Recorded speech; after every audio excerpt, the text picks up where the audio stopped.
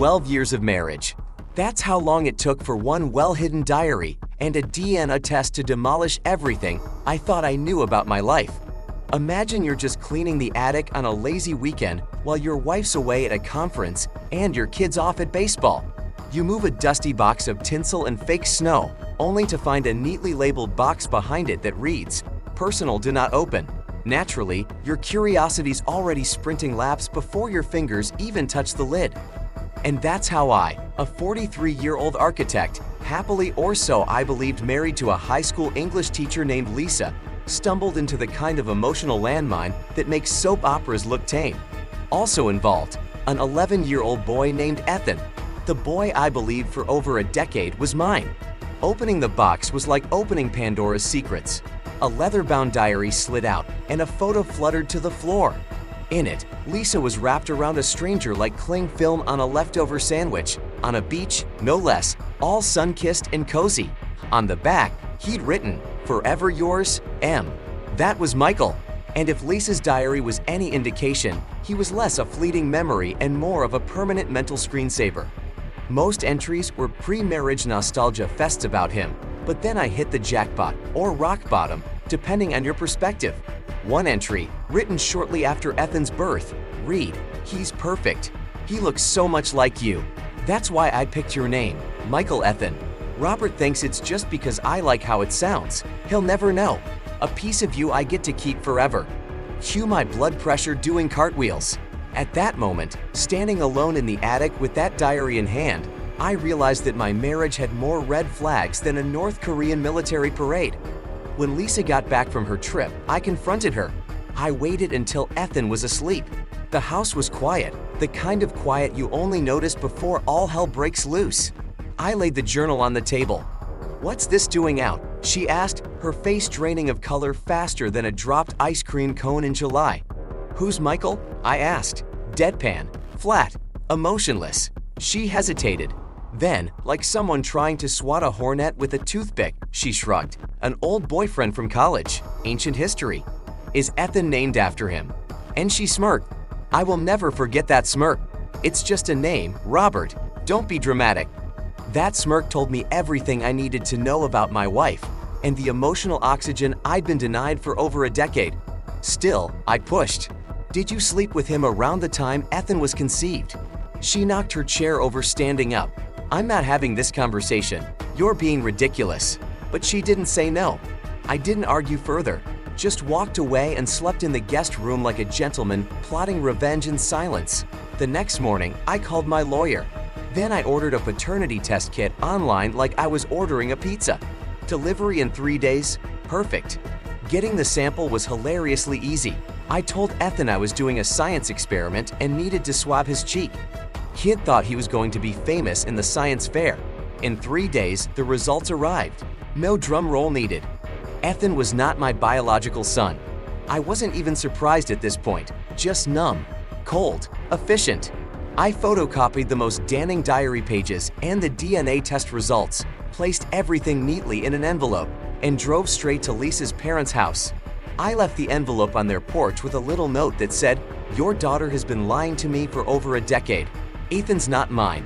Ask her about Michael." Then I checked into a hotel, turned off my phone, and met with my lawyer to plan Lisa's legal obliteration. When I finally turned my phone back on 2 days later, it looked like I'd missed an audition for a reality TV meltdown. 47 missed calls. Lisa, her parents, even my own parents, whom she tried to recruit like emotional backup dancers. I ignored everyone except my parents, to whom I simply replied, "I'm handling it."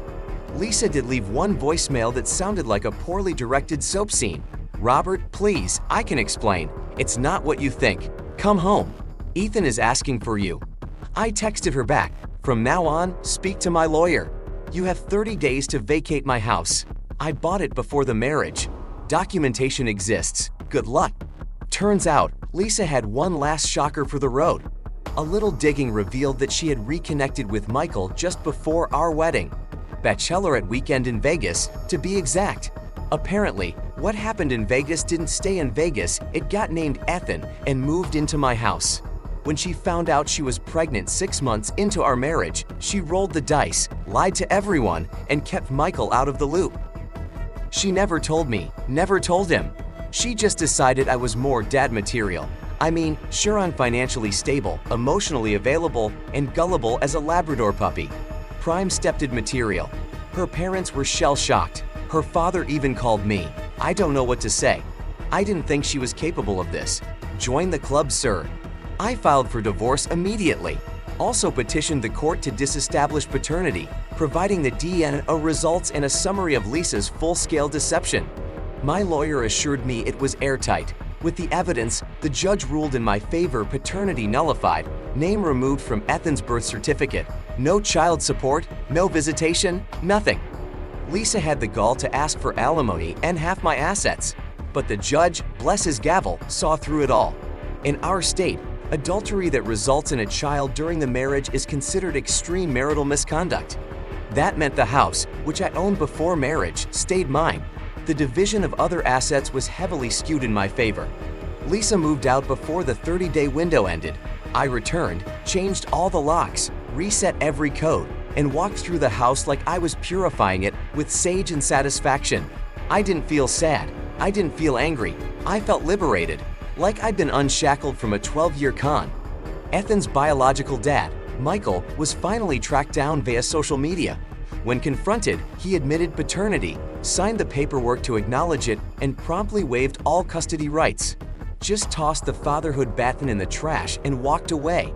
Classy. The court still made him pay child support, though, which added an extra punch to Lisa's already crumbling financial fortress.